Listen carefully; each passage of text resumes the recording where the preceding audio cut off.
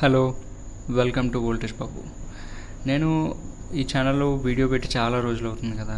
యాక్చువల్గా నా వర్క్లో పడి బిజీ అయిపోతున్నాను అనమాట. బొంగు బిజీ, కొంచెం పక్కకి వెళ్ళానంతే అలాగా. కానీ ఇలా వీడియోలు చేయకుండా పక్కన పెట్టేయడం అనేది నాకు నచ్చట్లేదు. నన్ను నేనే పుష్ చేసుకుంటున్నాను, వీడియోస్ చేయాలి, పెట్టాలి ఛానల్లో అని.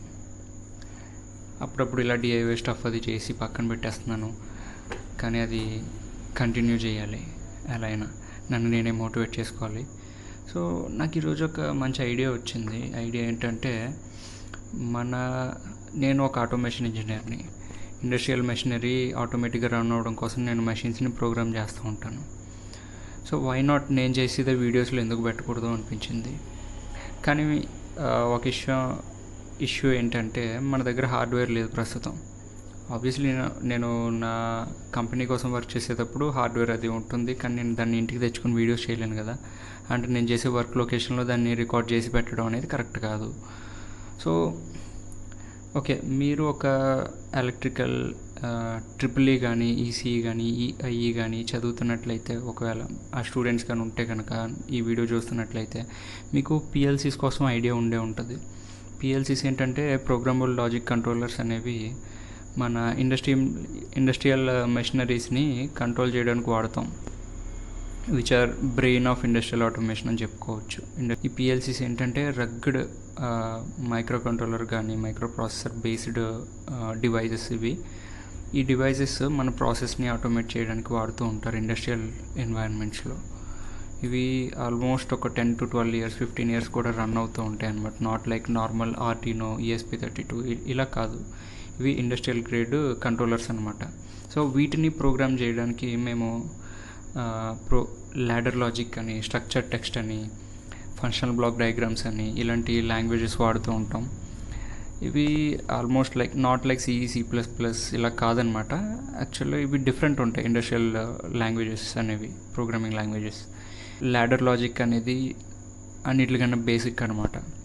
ఈ ల్యాడర్ లాజిక్ వస్తే మీరు మ్యాక్సిమం పిఎల్సీ ప్రోగ్రామింగ్ చేయగలుగుతారు. అలాగే స్ట్రక్చర్ టెక్స్ట్ అనేది ఉంటుంది. ఇది ఆల్మోస్ట్ లైక్ సి ప్రోగ్రామింగ్ అని చెప్పొచ్చు, but modified version of C programming. Okay, మనకి వై నాట్ నాకు ఏమనిపించిందంటే, ఈ ల్యాడర్ లాజిక్ మీద వీడియోస్ ఎందుకు చేయకూడదు, ట్యూటోరియల్స్ తెలుగులో ఎందుకు ఇవ్వకూడదు అని.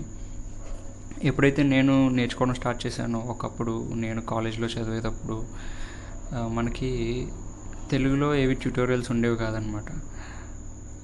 మరి ఇప్పుడు ఉన్నాయో లేదో నాకు అంత ఐడియా లేదు పిఎల్సీ ప్రోగ్రామింగ్ మీద.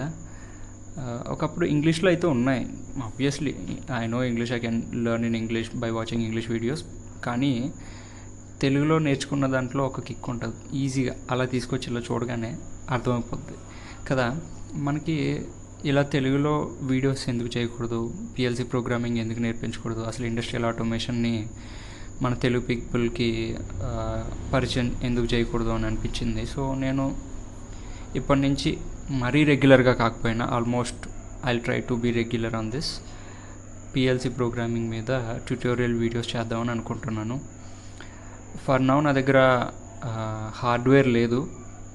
So most of the videos you will be seeing on software only. ఫ్యూచర్లో అంత బాగుంటే హార్డ్వేర్ కూడా తీసుకొని పిఎల్సీస్ మొత్తం అన్ని ప్రోగ్రామ్ చేయడం నేర్పిస్తాను నేను మీకు. ఓకే, దట్స్ ఇట్ అనమాట. ఏమైనా డౌట్స్ కానీ ఏమైనా క్వశ్చన్స్ కానీ ఉంటే కామెంట్లో చెప్పండి. ఇంకేంటి మరి లేటు, సబ్స్క్రైబ్ చేసుకోండి. Thank you for watching.